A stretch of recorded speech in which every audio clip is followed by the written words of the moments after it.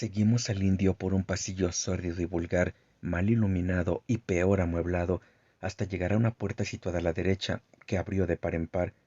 Quedamos bañados por un resplandor de luz amarilla, y en el centro del resplandor se alzaba un hombre pequeño, con la cabeza muy alta, una orla de pelo rojizo alrededor y un cráneo calvo y reluciente que sobresalía del cabello como la cumbre de una montaña sobresale entre los abetos. Estaba de pie, retorciéndose las manos y con los rasgos de la cara en constante agitación. Tan pronto sonreía como ponía mal gesto, pero sus facciones no quedaban en reposo ni un solo instante. La naturaleza le había dotado de un labio colgante y una hilera demasiado visible de dientes amarillentos e irregulares que procuraba ocultar sin mucho entusiasmo, pasándose la mano por la parte inferior del rostro. A pesar de su prominente calva, daba la impresión de ser joven, y de hecho acababa de cumplir 30 años. A su servicio, señorita Morstan, repitió varias veces, con su voz aguda y penetrante. A su servicio, caballeros. Por favor, pasen a mi humilde santuario. Un pequeño rincón, señorita, pero amueblado a mi gusto. Un oasis de arte en el ruidoso desierto del sur de Londres. Todos nos quedamos asombrados por el aspecto de la habitación a la que nos invitaba a entrar. Parecía tan fuera de lugar en aquella fúnebre casa como un diamante de la mejor calidad en una montura de latón. Las paredes estaban cubiertas por espléndidas cortinas y deslumbrantes tapices, recogidos aquí y allá para dejar sitio a algún otro cuadro lujosamente enmarcado o a un jarrón oriental. La alfombra, de colores ámbar y negro, era tan blanda y tan gruesa que los pies se hundían agradablemente en ella, como en una capa de musgo. Dos grandes pieles de tigre extendidas sobre la alfombra acentuaban la impresión de lujo oriental, a la que contribuía una enorme jocac colocada sobre una esterilla en un rincón. Una lámpara con forma de paloma de plata colgaba en un cable casi invisible en el centro de la habitación. Al arder, impregnaba el aire de un aroma sutil. Soy Tadeusz Sholto, dijo el hombrecillo, sin dejar de temblar y sonreír. Este es mi nombre. Usted, naturalmente, es la señorita Morstan. Y estos caballeros. Este es el señor Sherlock Holmes. Y este, el doctor Watson. ¡Un médico, eh! Exclamó muy excitado. ¿Ha traído su estetoscopio? ¿Podría pedirle? ¿Tendría la amabilidad de... Tengo serias dudas acerca de mi válvula mitral. ¿Y si fuera tan amable? En la aorta puedo confiar, pero me gustaría conocer su opinión sobre la mitral. Le ausculté el corazón como me pedía, pero no escuché nada normal, aparte de que era evidente que sufría un ataque extremo de miedo, ya que temblaba de pies a cabeza. Parece normal, dije. No tiene por qué preocuparse. Tendrá que perdonar mi ansiedad, señorita Morstan, dijo en tono afectado. Tengo muy mala salud y hace tiempo que sospechaba de esa válvula. Me alegra muchísimo oír que mis sospechas eran infundadas. Si su padre, señorita Morstan, no hubiera sometido su corazón a tantas tensiones, tal vez estaría vivo todavía. Me dieron ganas de cruzarle la cara, de tanto que me indignó su cruel e innecesaria alusión a un tema tan delicado. La señorita Morstan se sentó completamente pálida. Siempre tuve la corazonada de que había fallecido, dijo. Puedo darle toda la información al respecto, dijo él, y lo que es más, puedo hacerle justicia, y la haré, diga lo que diga a mi hermano Bartolomeo. Me alegro de que hayan venido sus amigos, no solo para escortarla, sino también para que sean testigos de lo que me dispongo a hacer y decir. Entre los tres podremos hacer frente a mi hermano Bartolomeo, pero que no intervengan extraños, ni policías, ni funcionarios. Podemos arreglarlo todo perfectamente entre nosotros, sin ninguna interferencia. Nada molestaría tanto a mi hermano Bartolomeo como la publicidad. Se sentó en un canapé bajo y nos miró inquisitivamente, sin dejar de guiñar sus ojos azules, miopes y azulosos. Por mi parte, dijo Holmes, lo que usted vaya a decirnos quedará entre nosotros. Yo asentí para mostrar mi conformidad. Perfecto, perfecto, dijo Sholto. ¿Le apetece un vaso de Chanté, señorita Morstan, o de Tokae? No tengo ninguna otra clase de vino. ¿Quiere que abra una botella? No. Muy bien. Confío en que no pondrá objeciones al tabaco, al balsámico olor del tabaco oriental. Estoy un poco nervioso y mi hookah es para mí un sedante maravilloso. Aplicó una cerilla a la gran cazoleta de la pipa y el humo burbujeó alegremente a través del agua de rosas. Los tres nos sentamos en semicírculo, adelantando la cabeza y apoyando la barbilla en las manos, mientras el extraño y tembloroso hombrecillo de cráneo alto y reluciente asperaba inquietas bocanadas en el centro. Cuando decidí comunicarle todo esto, podría haberle dado mi dirección desde un principio, pero tuve miedo de que no hiciera caso de mis condiciones y trajera con usted gente desagradable. Así pues, me tomé la libertad de concertar una cita de manera que mi sirviente Williams pudiera verlos antes. Tengo completa confianza en su discreción y le ordené que, si no quedaba satisfecho, no siguiera adelante. Tendrá que perdonarme estas precauciones, pero soy hombre de costumbres reservadas e incluso podría decir de gustos refinados, y no hay nada tan antiestético como un policía. Me repugnan por naturaleza todas las manifestaciones de burdo materialismo. Casi nunca entro en contacto con la masa vulgar. Vivo, como usted ve, rodeado de una cierta atmósfera de elegancia. Podríamos decir que soy un mecenas de las artes. Son mi debilidad. Ese paisaje es un auténtico Corot y, aunque un entendido podría sentir ciertas dudas acerca de ese Salvatore Rosa, con este Poirot no puede caber la menor duda. Me encanta la escuela francesa moderna. Perdone usted, señor Sholto, dijo la señorita Morstan, pero he venido aquí, a petición suya, para enterarme de algo que usted desea contarme. Es ya muy tarde y me gustaría que la entrevista fuera lo más rápido posible.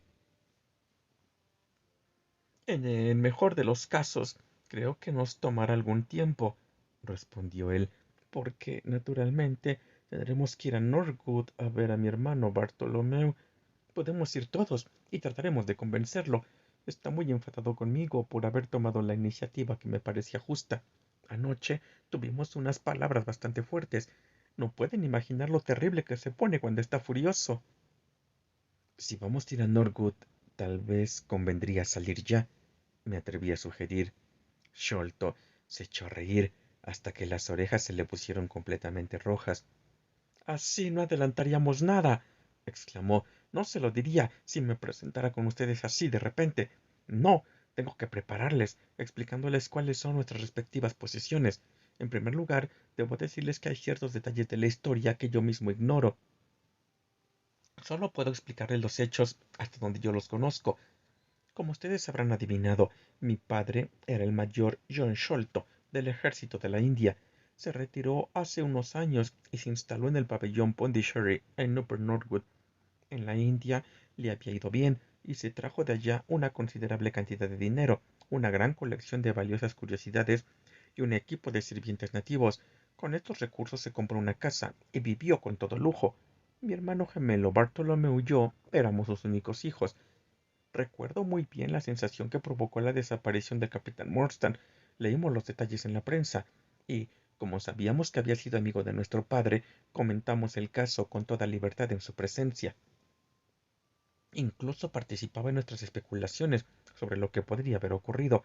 Ni por un instante sospechamos que él estuviera al corriente del secreto, que sólo él, entre todos los hombres, sabía que había sido de Arthur Morstan. Sin embargo, sí que sabíamos que sobre nuestro padre se cernía algún misterio, algún peligro concreto, porque le daba miedo salir solo, y tenía empleados a dos luchadores como porteros del pabellón Pondicherry. Williams, el que les ha traído aquí esta noche, era uno de ellos. En sus tiempos fue campeón de Inglaterra de los pesos ligeros. Nuestro padre nunca nos dijo de que tenía miedo, pero sentía una extraordinaria aversión hacia los hombres con pata de palo. En una ocasión llegó a disparar su revólver contra un hombre con pata de palo, que resultó ser un inofensivo vendedor ambulante que iba de casa en casa. Tuvimos que pagar una elevada suma para silenciar el asunto. Mi hermano y yo creíamos que se trataba de una simple manía de nuestro padre, pero los acontecimientos posteriores nos hicieron cambiar de opinión. A principios de 1882, mi padre recibió una carta de la India que le causó un gran sobresalto. Al abrirla, estuvo a punto de desmayarse en la mesa del desayuno y desde aquel día estuvo enfermo hasta que murió. Jamás pudimos descubrir lo que decía aquella carta, pero mientras la tenía en las manos pude ver que era breve y estaba escrita con muy mala letra. Desde hacía varios años nuestro padre padecía de dilatación del vaso, pero a partir de entonces empeoró rápidamente y hasta finales de abril supimos que no había esperanzas y que quería hacernos una revelación postrera. Cuando entramos en su habitación, estaba incorporado en la cama, con ayuda de varias almohadas, y respiraba con dificultad. Nos pidió que cerráramos la puerta y que nos situáramos uno a cada lado de la cama. Entonces, cogiéndonos de las manos, nos contó una historia extraordinaria, con una voz quebrada por la emoción y el dolor a partes iguales. Voy a intentar repetírsela a ustedes con sus mismas palabras. Solo hay una cosa, nos dijo, que me pesa en la conciencia en este momento supremo. Es la manera en que me he portado con la pobre huérfana de Morstan. La maldita codicia, que ha sido mi principal pecado durante toda mi vida, la ha privado del tesoro, cuando le correspondía por lo menos la mitad del mismo. Sin embargo, yo tampoco lo he aprovechado. Qué cosa tan ciega y estúpida es la avaricia. La simple sensación de poseerlo me resultaba tan agradable que no podía soportar la idea de compartirlo con nadie. Ven este dilema con cuentas de perlas que hay junto al frasco de quinina. Pues ni siquiera de eso fui capaz de desprenderme, aunque lo había sacado con la intención de enviárselo. Ustedes, hijos míos, les daré una parte justa del tesoro de Agra, pero no envíe nada, ni siquiera la diadema, hasta que yo haya muerto. Al fin y al cabo, hay quien ha estado tan mal como yo y se ha recuperado. Voy a contarles cómo murió Morstan, continuó. Llevaba años enfermo del corazón, pero no se lo había dicho a nadie. Yo era el único que lo sabía.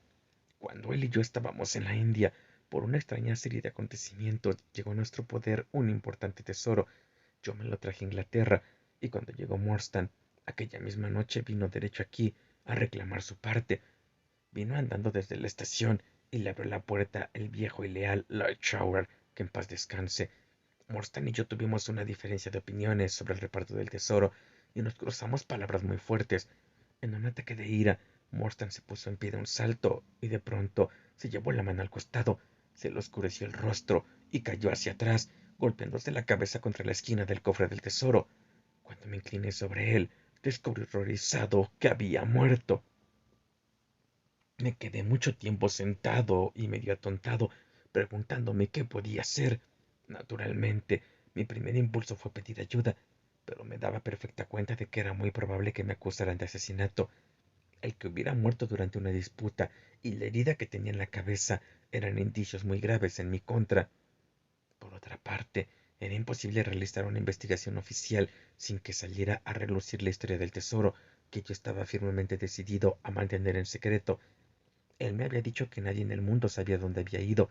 Me pareció que no había ninguna necesidad de que alguien lo supiera jamás. Todavía seguía dándole vueltas al asunto, cuando levanté la mirada y vi a mi sirviente Lord Showdar en el umbral de la puerta. Entró con sigilo y cerró la puerta con pestillo. No temas, Sahib, dijo. Nadie tiene por qué saber que usted lo ha matado. Esconderemos el cadáver. ¿Y quién va a enterarse? Yo no lo maté, dije. Lord Showdar meneó la cabeza y sonrió. Lo he oído todo, Sahib, dijo. Oí la pelea y oí el golpe, pero mis labios están sellados. Todos están dormidos en la casa. Los sacaremos entre los dos. Aquello bastó para decidirme. Si mi propio sirviente era incapaz de creer en mi inocencia, ¿cómo podía esperar que me creyeran dos estúpidos tenderos formando parte de un jurado? Aquella misma noche, Lord Showdar y yo nos deshicimos del cadáver, y a los pocos días todos los periódicos de Londres hablaban de la misteriosa desaparición del capitán Morstan. Les cuento todo esto para que vean que no fue culpa mía. Si soy culpable, en cambio, de haber escondido no solo el cadáver, sino también el tesoro, y de haberme quedado con la parte de Morstan, además de la mía. Por eso, quiero que ustedes se encarguen de reparar mi falta. Acerquen el oído a mi boca. El tesoro está escondido en... En aquel instante, su rostro sufrió una horrible transformación. Se le desorbitaron los ojos, se le desencajó la mandíbula, y gritó con una voz que jamás podré olvidar. No lo dejen entrar. Por amor de Dios, no lo dejen entrar. Los dos nos volvimos hacia la ventana que teníamos a la espalda, en la que nuestro padre tenía clavada la mirada. Una cara nos miraba desde la oscuridad. Pudimos ver su nariz blanqueada al aplastarse contra el cristal. Era un rostro barbudo, con ojos feroces y crueles, y una expresión de maldad concentrada. Mi hermano y yo corrimos hacia la ventana, pero el hombre había desaparecido. Cuando regresamos junto a nuestro padre, su cabeza se había desplomado y su pulso había dejado de latir. Aquella noche registramos el jardín sin encontrar ni rastro del intruso, exceptuando única pisada bajo la ventana en un macizo de flores. De no ser por aquella huella, habríamos podido pensar que aquel rostro feroz era un producto de nuestra imaginación. Sin embargo, pronto tuvimos una nueva y contundente prueba de que alguna fuerza secreta actuaba a nuestro alrededor. Por la mañana encontramos abierta la ventana de la habitación de nuestro padre. Habían revuelto todos sus armarios y cajones y le habían prendido al pecho un papel arrugado con las palabras "el signo de los cuatro". Jamás supimos lo que significaba aquella frase, ni quién podía haber sido nuestro misterioso visitante. Por lo que pudimos apreciar, no había robado ninguna de las pertenencias de nuestro padre, aunque lo había revuelto todo. Naturalmente, mi hermano y yo relacionamos este curioso incidente con el miedo que había atormentado a nuestro padre cuando estaba vivo, pero sigue siendo un completo misterio para nosotros. El hombrecillo se inclinó para volver a encender su hookah y estuvo unos momentos dando chupadas con expresión pensativa. Todos habíamos quedado absortos escuchando aquel extraordinario relato. Durante la breve descripción de la muerte de su padre, la señorita Morstan se había puesto pálida como un cadáver, y por un momento temí que fuera a desmayarse. Sin embargo, se recuperó bebiendo un vaso de agua que yo le serví de una garrafa veneciana que había en una mesita. Sherlock Holmes estaba echando hacia atrás en su asiento, con una expresión abstraída y los párpados medio cerrados sobre sus ojos relucientes. Al mirarlo, no pude evitar acordarme de que aquel mismo día se había estado quejando de las vulgaridades de la vida. Por lo menos aquí tenía un problema capaz de poner a prueba toda su sagacidad. El señor Tadeusz Sholto nos miró a todos, visiblemente orgulloso del efecto que había producido su relato, y continuó, entre chupada y chupada, a su voluminosa pipa. Como podrán suponer, dijo, mi hermano y yo estamos excitadísimos por aquel tesoro del que nos había hablado nuestro padre. Durante semanas y meses cavamos y registramos en todos los rincones del jardín y de la casa, sin localizar el rescondrijo. Era como para volverse loco pensar que lo tenía en la punta de la lengua en el mismo instante de morir. La diadema que nos había enseñado daba idea del esplendor de las riquezas ocultas. Mi hermano Bartolomeo y yo tuvimos algunas discusiones acerca de aquella diadema. Era evidente que las perlas tenían muchísimo valor, y él se resistía a desprenderse de ellas, porque, aquí entre nosotros, también mi hermano tiene cierta tendencia al pecado de mi padre. Además, creía que entregar la diadema podría dar lugar a habladurías que, al final, nos meterían en apuros. Lo más que pude hacer fue convencerle de que me permitiera averiguar la dirección de la señorita Morstan y enviarle las perlas una a una, a intervalos fijos, para que al menos nunca más pasara necesidades. Fue una idea muy generosa, dijo nuestra acompañante emocionada. Ha sido usted muy amable. El hombrecillo agitó la mano en señal de negativa. Nosotros éramos como sus albaceas, dijo. Así es como lo veía yo, aunque mi hermano Bartolomeo no acababa de estar de acuerdo. Nosotros teníamos ya mucho dinero, yo no deseaba más. Además, habría sido de muy mal gusto tratar a una joven de manera tan mezquina. Le mauvais crème, como dicen los franceses, que tienen una manera muy fina de decir estas cosas. Nuestras diferencias de opinión sobre el tema llegaron a tal extremo que juzgué conveniente buscarme una casa propia, así que me marché del pabellón Pondichéry, llevándome conmigo al viejo Kidmingud y a Williams. Pero ayer mismo me enteré de que había ocurrido un acontecimiento de la máxima importancia. Se ha descubierto el tesoro. Al instante me he puesto en contacto con la señorita Morstan y ahora solo nos queda ir a Norwood y reclamar nuestra parte. Anoche le expuse mis opiniones a mi hermano Bartolomeu, así que seremos visitantes esperados, aunque no bienvenidos. El señor Tadeusz Sholto dejó de hablar y siguió temblequeando, sentado en su lujoso canapé. Todos quedamos callados, pensando en el nuevo giro que había adoptado aquel misterioso asunto. Holmes fue el primero en ponerse en pie. Caballero, ha hablado usted muy bien de principio a fin, dijo. Es posible que podamos corresponderle en cierta medida, arrojando algo de luz sobre lo que todavía está oscuro para usted. Pero, como dijo hace poco la señorita Morstan, se hace tarde, y lo mejor será que resolvamos el asunto sin más dilación. Nuestro nuevo conocido enrolló muy parsimoniosamente el tubo de su hoja y sacó de detrás de una cortina un abrigo muy largo, abrochado con almanes y con cuello y puños de astracán. Se lo abotonó hasta arriba, a pesar de que la noche era bastante sofocante, y completó su atuendo encasquetándose un gorro de piel de conejo con orejeras, de manera que no quedó visible parte alguna de su cuerpo, excepto su cara gesticulante y puntiaguda. Tengo la salud algo frágil, comentó, mientras abría la marcha por el pasillo. Me veo obligado a vivir como un achacoso. El coche nos aguardaba afuera y era evidente que nuestro programa estaba organizado de antemano, porque el cochero arrancó inmediatamente a paso rápido. Tadeusz Sholto hablaba sin parar, con una voz que destacaba muy por encima del traqueteo de las ruedas. Bartolomeo es un tipo listo, dijo. ¿Cómo creen que averiguó dónde estaba el tesoro? Había llegado a la conclusión de que tenía que estar en alguna parte de la casa, así que calculó todo el espacio cúbico de la casa y tomó medidas por partes faltantes, de manera que no quedara por comprobar ni una pulgada. Entre otras cosas, descubrió que la altura del edificio era de 74 pies, pero que sumando las alturas de todas las habitaciones y dejando margen suficiente para los espacios entre ellas, que verificó haciendo calas, el total no pasaba de 70 pies. Faltaban 4 pies por alguna parte. Solo podían estar en lo alto del edificio, así que abrió un agujero en el techo de yeso de la habitación más alta, y allí, efectivamente, encontró un pequeño desván completamente tapiado que nadie conocía. En el centro estaba el cofre del tesoro, colocado sobre 2 vigas. Lo descolgó a través del agujero, y allí lo tiene. Ha calculado el valor de las joyas en $500,000 esterlinas, como mínimo.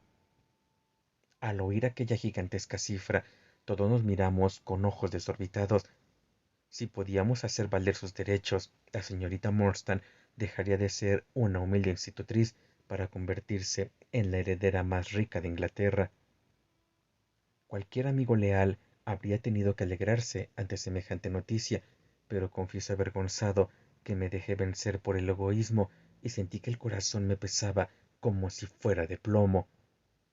Balbuceé unas cuantas y entrecortadas palabras de felicitación y me quedé abatido, con la cabeza gacha, sordo al parloteo de nuestro nuevo amigo. Decididamente, el hombre era un hipocondríaco sin remedio, y yo era vagamente consciente de que iba enumerando interminables series de síntomas y suplicando información acerca de la composición y efectos de innumerables potingues de charlatán, varios de los cuales llevaba en el bolsillo, en un estuche de cuero. Confío en que no recuerdo ninguna de las respuestas que le di aquella noche. Holmes asegura que me oyó advertirle del gran peligro que supone tomar más de 2 gotas de aceite de ricino y que le recomendé estricnina en grandes dosis como sedante. Sea lo que fuere, lo cierto es que sentí un gran alivio cuando nuestro coche se detuvo con una sacudida y el cochero saltó a tierra para abrirnos la puerta. Esto, señorita Morstan, es el pabellón Pondicherry, dijo Tadeusz Sholto mientras le ofrecía la mano para bajar.